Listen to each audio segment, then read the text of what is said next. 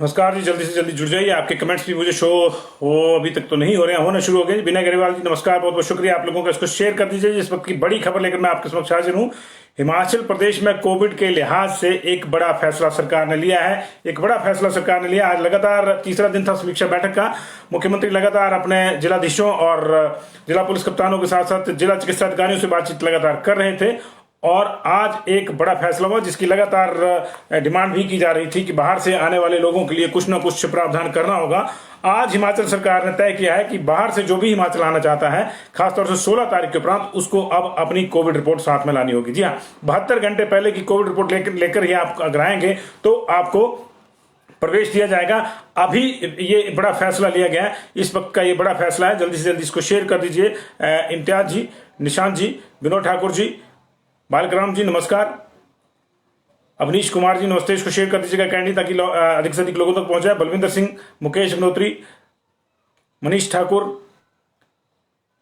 गीता जी, स्वपनदीप सूद जी, बहुत बहुत शुक्रिया जी आप सब लोगों के जुड़ाव के लिए। तो इस वक्त की बड़ी खबर है कि हिमाचल प्रदेश में अब बाहर से आने पर कोविड रिपोर्ट जरूरी होगी। हालांकि फिलहाल 16 तारीख से जो ये कोविड रिपोर्ट की बंदिश लगाई गई है, जो बैंडिंग लगाई गई है, वो पंजाब, दिल्ली, महाराष्ट्र, गुजरात, कर्नाटक, राजस्थान और उत्तर प्रदेश के जो लोग यहां आना चाहते हैं उनको लेकर लगाई गई है। 7 राज्यों में से, इन 7 राज्यों में से, जिनमें पंजाब, दिल्ली, महाराष्ट्र, गुजरात, कर्नाटक, राजस्थान और उत्तर प्रदेश शामिल है। अगर आप यहां से हिमाचल प्रदेश आना चाहते हैं तो आपको अब 16 तारीख के बाद जब भी अगर आप यहां प्रवेश करना चाहें, आपको अपनी कोविड रिपोर्ट नेगेटिव लानी होगी। आरटीपीसीआर की रिपोर्ट चाहिए आईसीएमआर की ऑथराइज्ड लैब से।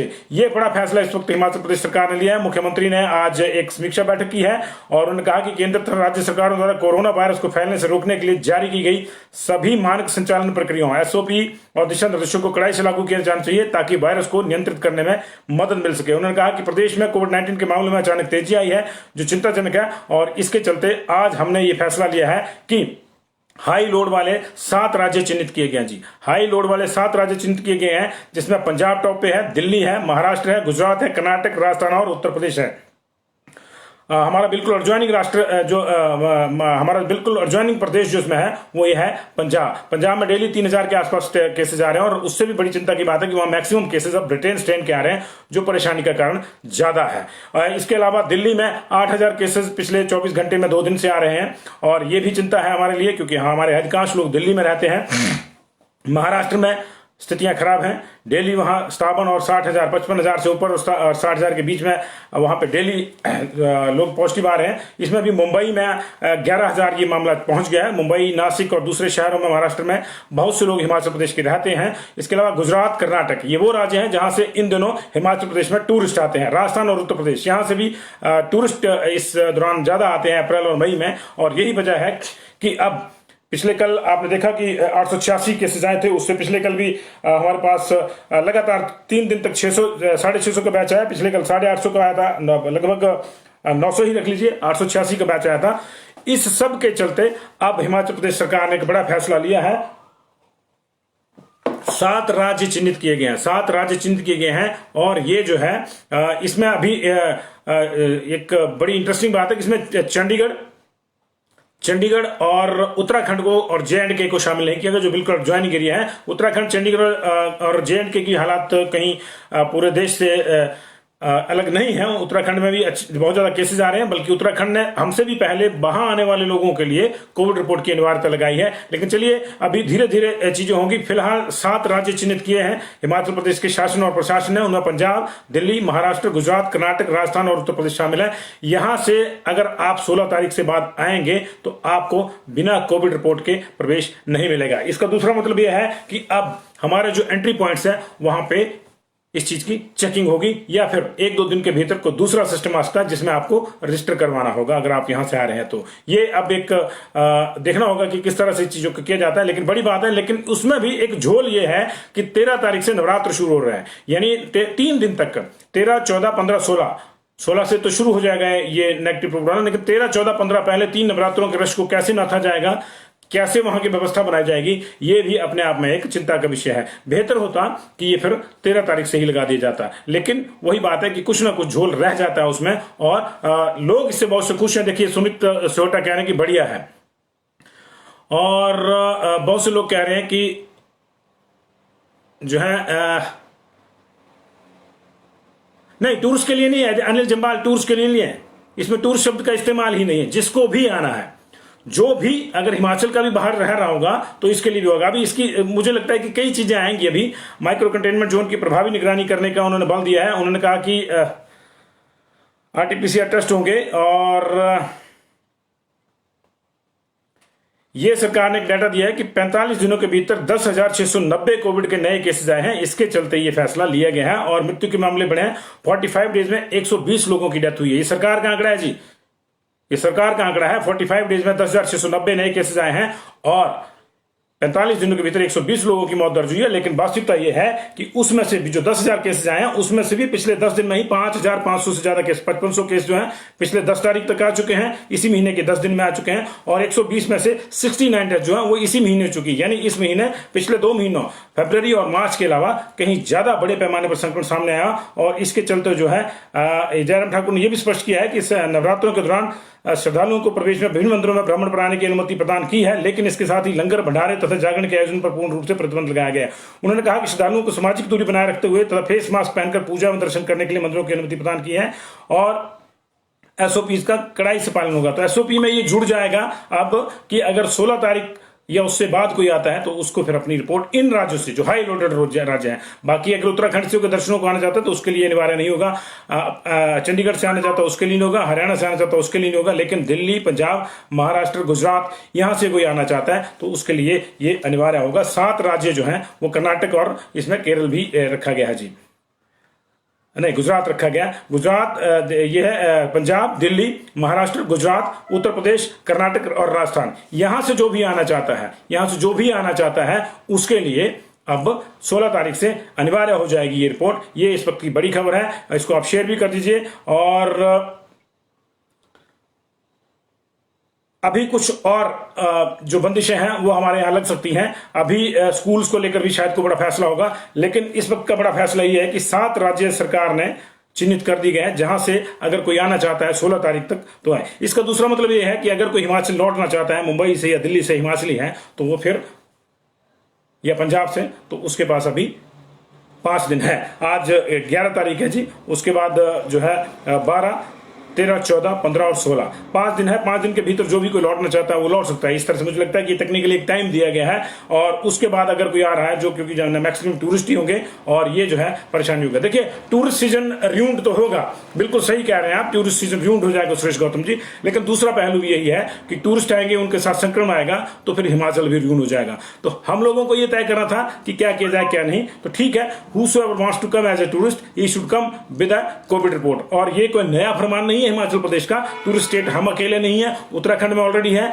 जेएंडके में ऑलरेडी इस तरह का फैसला है, और बाकी जगहों पे भी इस तरह के फैसले हो गए हैं कि बाहर से कोई आना चाहता है, अगर कोई बाहर से कोई आ रहा है। आपकी जानकारी के लिए बता दें कि मध्य प्रदेश के जो छत्तीसगढ़ और महाराष्ट्र के साथ लगते जिले हैं, जहां से ऑलमोस्ट एमपी के जिलों में डेली लोगों का आना जाना रहता है, वहां पे भी आरटीपीसीआर की रिपोर्ट जरूरी कर दी गई है। तो ये एक बड़ा फैसला है, क्योंकि अब तक ये आलोचना हो रही थी कि क्या स्कूलों में ही कोरोना फैलता है, क्या स्कूलों में छुट्टियां कर देने से कोरोना दूर हो जाएगा, क्योंकि बड़े पैमाने पर हमारे यहाँ संक्रमण जब भी आया है बाहर से आया है। ऐसी स्थिति में जब महाराष्ट्र, दिल्ली और पंजाब की परिस्थितियां लगातार बद से बदतर होती जा रही है, ऐसे में एक बड़े फैसले की जरूरत थी। तो मुझे लगता है कि ये पता लगाने के लिए रमन कुमार जी निश्चित तौर से जो है, अब ये मैंने आपको पहले बताया कि इसका एक मैकेनिज्म डेवलप होगा, 1-2 दिन में हमारे को इसकी जो है सूचना मिल जाएगी। ये बॉर्डर पे चेकिंग होगी, ये कैसे होगी कैसे नहीं होगी देखना होगा।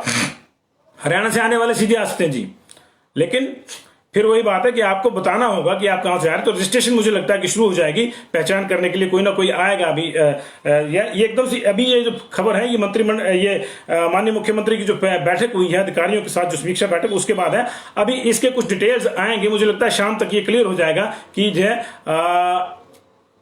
उनके लिए क्या मैकेनिज्म होगा। निश्चित तौर से मैकेनिज्म यही होगा कि या तो रजिस्ट्रेशन का मैकेनिज्म होगा, जो सबसे ईजी है, रजिस्ट्रेशन करवाइए जिसने भी बाहर से आना है, या फिर जो है कोई दूसरा होगा, या फिर जो एंट्री पॉइंट्स हैं वहां पे कोई जांच होगी, इस तरह की जांच होगी। क्योंकि अगर नियम लगाने वाले बड़े हैं तो चीट करने वाले भी नए हैं। लेकिन वास्तविकता यही है कि अगर कोई मुंबई से भी आ रहा है और वो अपनी सूचना नहीं दे रहा है, अपना रिपोर्ट नहीं ला रहा है साथ में, या सूचना नहीं दे रहा कि मुंबई से आ रहा हूं और सीधे घर चले जा रहा है, तो वो अपने साथ साथ अपने घर वालों को, उसके बाद अपने मोहल्ले वालों को, उसके बाद अपने गांव वालों को, उसके बाद पूरे प्रदेश को संकट में डाल सकता है।